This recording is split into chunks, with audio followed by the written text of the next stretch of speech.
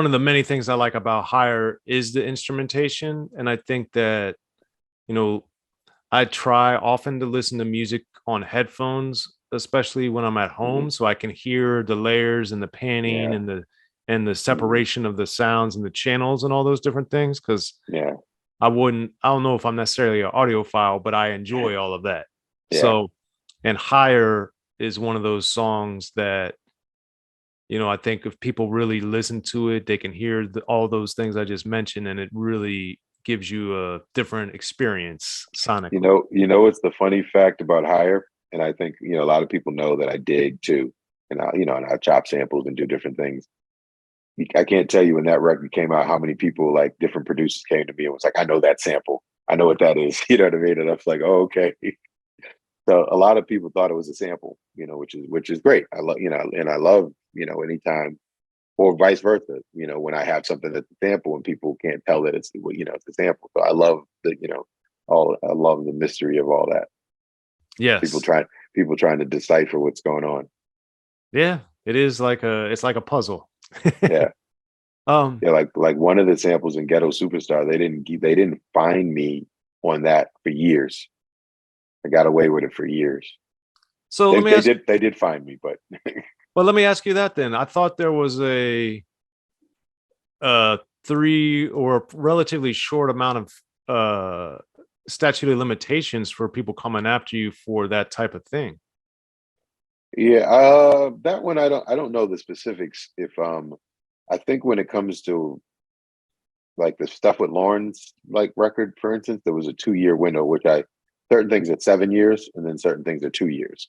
Um, whatever reason, you're talking about powerful people here when you're talking about these people, these companies that own these catalogs of people's samples and stuff. These powerful publishing companies, so they definitely came and got it, which is fine. Like I mean, I at that time, I kind of came from the primo world, kind of primo school of things, and primo was really, really clever at hiding samples.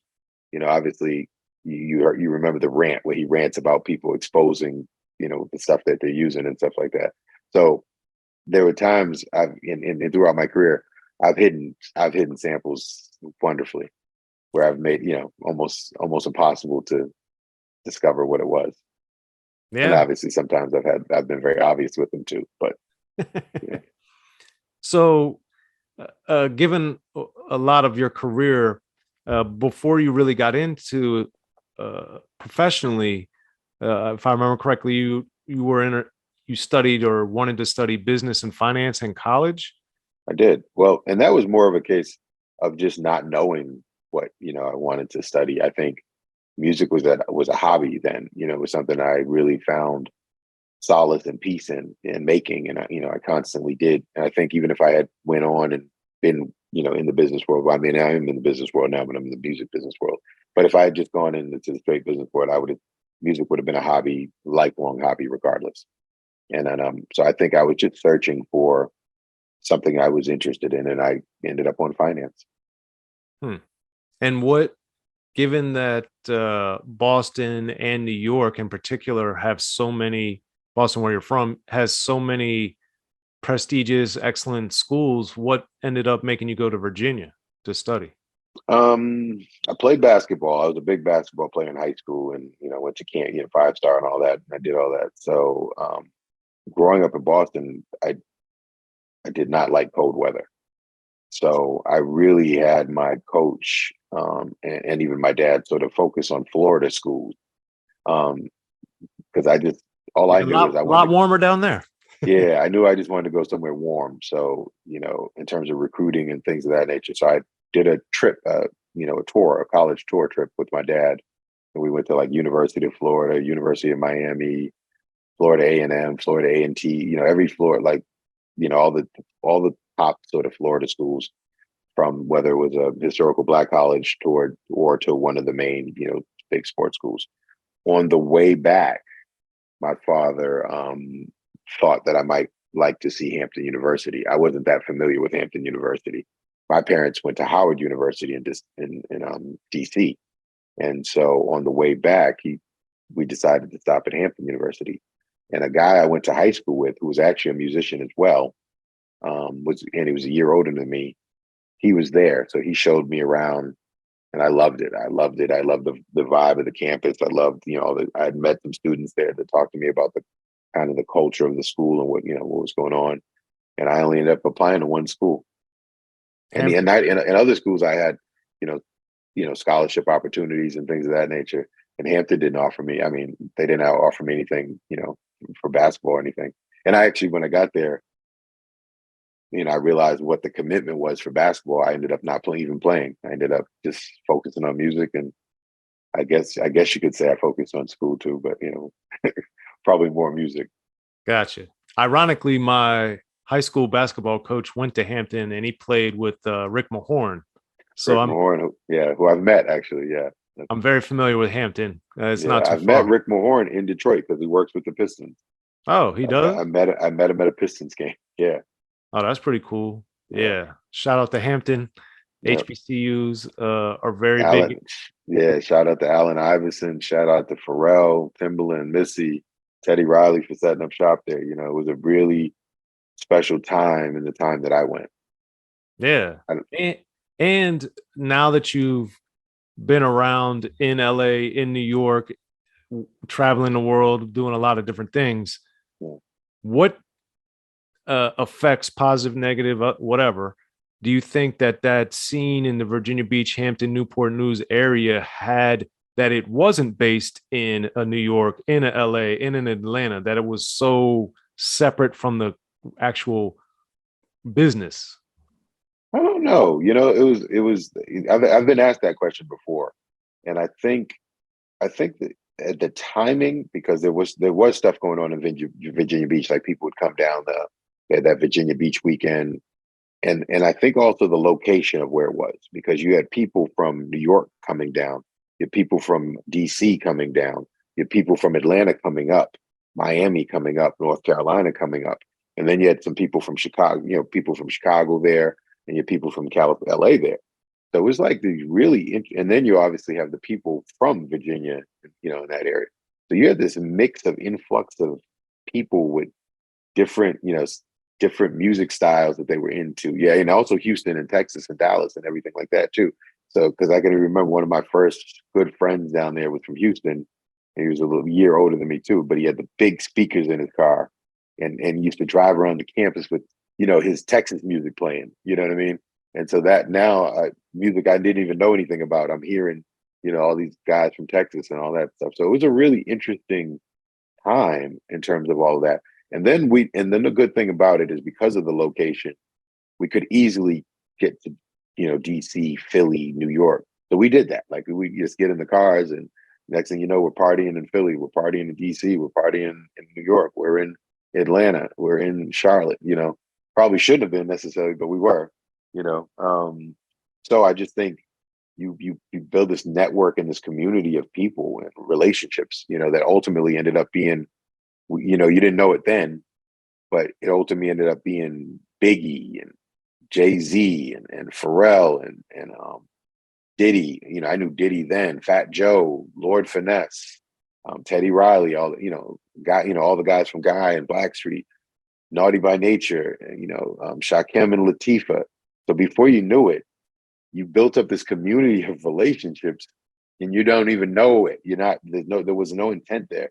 There was no YouTube then, so I didn't know how to network or, form these. I didn't know how to get in the music business, and you just organically met, all these people. RZA, I can go on and on and on. And the next thing you know, I had all these relationships and learning, and it was a special time. And I don't know that can be duplicated. Yeah. So then how and why did Lord Finesse end up being someone early on that played an integral role in your career? Yeah. Honestly, and this is, I've never really said this too much. There's a drug dealer I knew from the Bronx that Lord Finesse also knew.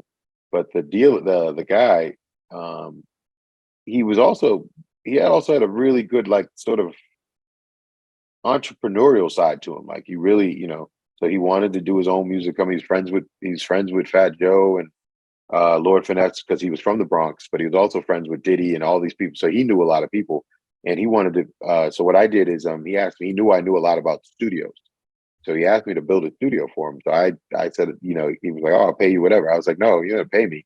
All I want from it is free studio time." You know what I mean? And so it was good because when no one was using the studio, I could use the studio. But what was really even better about it is that he would say, "Hey, Finesse, come down, come down to VA. You could use the studio." So Finesse would, these guys would come down from New York and just set up shop in the studio, and I got to be able to spend time with them. And they're still, Finesse and Fat Joe are still good friends of mine to this day. And I talked to Finesse maybe 2 weeks ago, and Fat Joe maybe a week ago. So and I was able to, as a kid, once again, I go back to the thing of no YouTube and no access because, like you said, music was very expensive and it was very daunting. I didn't own any equipment. All this time I'm working on other people's equipment. I'm working in the school studio. I'm working in, friends stuff. I had no equipment. I couldn't afford it. I definitely as a college student. So, having access to these studios and things of that nature is really how I learned. And then having access to Primo and Finesse and these different people, Teddy Riley a little later, but these really talented, folks is how and I would take a little bit of information from every person I met. I used to work in a music store in Virginia, which is how I actually met Pharrell and Chad before I met them with Teddy.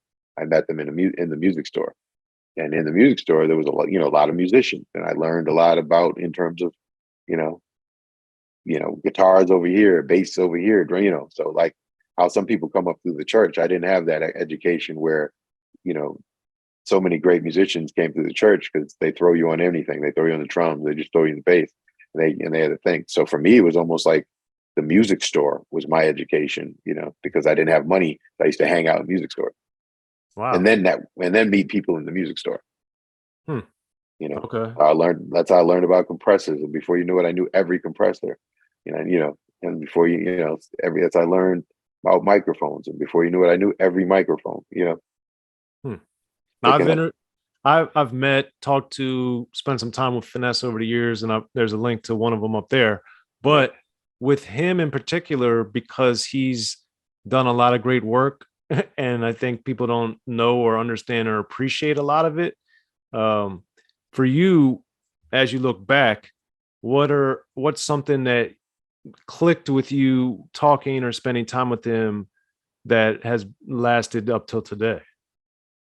Oh, he's the one who first taught me about the SP 1200 and drum sonic. So my drums were trash before I met Lord Finesse. Um, I studied all the guys. I was a huge Q-Tip fan. I was a huge DJ Premier fan. So I studied, the drums and where they were digging and the type of records they got. But I just hadn't mastered the art of putting it together. And I used to use all kind of different things. But at the time that I think I met Finesse, I was using like an Sonic sampler, like which the predecessor to the ASR. And I just I was very technically savvy, and and I think I was extremely creative, but I had not mastered drums yet. And then Finesse was like, just really helped me with that. And ever since, I've been really, really, my whole career, I've been really good with drums. You know, I, so I would I would agree. yeah. So I definitely thank Finesse for being the first one to put me on the right path. Okay. And Yeah, I probably another wouldn't be here today if it was for Finesse for sure. hmm. And another one of your early mentors, I know, was a KayGee, and he has done a lot of great drum work too. So, what was Yeah. different about his influence on you? Um, Finesse was a hip hop guy. He was a rap guy. I think the one thing KayGee, I would actually next to maybe Teddy, because Teddy was my first intro into a full music producer. I mean, a full music producer who was a musician as well. Um, KayGee, he did hip hop, but he was a real producer. He was like, which is why he had so many hit songs with singers, from John A to Next and all these big hit records and stuff. Really big into melody. And so KayGee, I would really probably cite as one of my biggest mentors. I'd actually probably give him the number one spot because not only was he one of my biggest mentors, he's the one he took me under his wing. You know what I mean? And he really And he really cared too. I mean, I can remember being in New York early on in my career and not coming out of a situation, that illegal situation. My money, I didn't have any money. It started to get cold. All of a sudden, it got cold in New York. KayGee bought me a jacket, like shit like that. Like, I mean, stuff that you can't even, like to this day, most makes me emotional. So that level of human, and and it's funny because I don't know how much you know about East Orange, Jersey, but they're not the most emotional people in the world. They're very cutting like you don't know if they like you or don't like you or whatever, but he's such a good dude. And then you're talking about someone that would take time to show you what, if you're working on a track, what he thought about it, what he thought could be better in it. He would actually ask you, ask as he's working on something, he'd ask your opinion. So to be included, this guy is already making millions, for him to be like, hey, what do you think of this? And that kind of stuff. And just really welcome me into his home. He had a studio in his home. So, really welcome me into his home and so on and so forth. I didn't have any equipment. And when I had gotten in trouble, getting in a car with a friend in Virginia, and I had to go home kind of like on house arrest while we were figuring out the case. KayGee drove from Jersey to Boston to bring me equipment so I could work when I had to be home. Wow. So yeah, so that's my guy for life. I'd say so.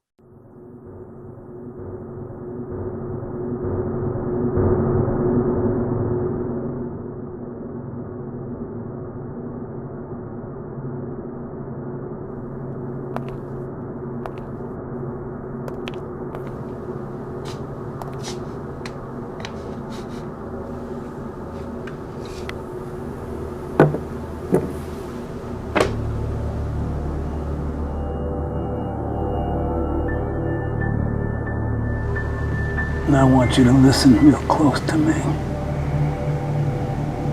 I'm going to ask you some real simple questions, and I want some real simple answers. Do you understand? Yeah. Do you understand? Yes, I understand.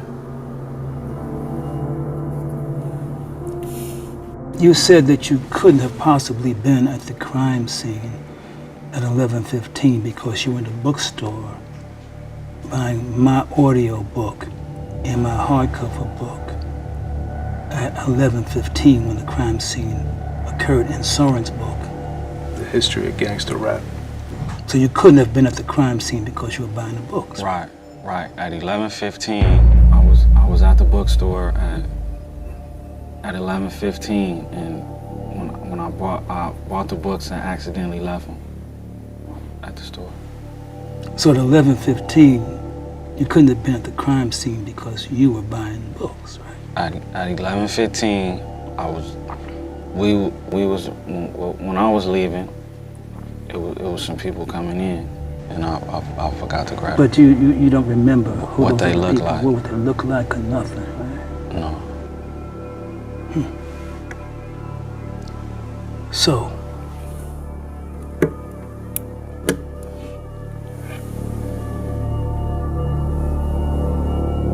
at 12:15, you in the bookstore buying my audio book and hardcover book and Soren's book at 12:15. So you couldn't have been at the scene because you were buying the books, right? Yeah, at 12, exactly, at 12:15 exactly, I was at the bookstore.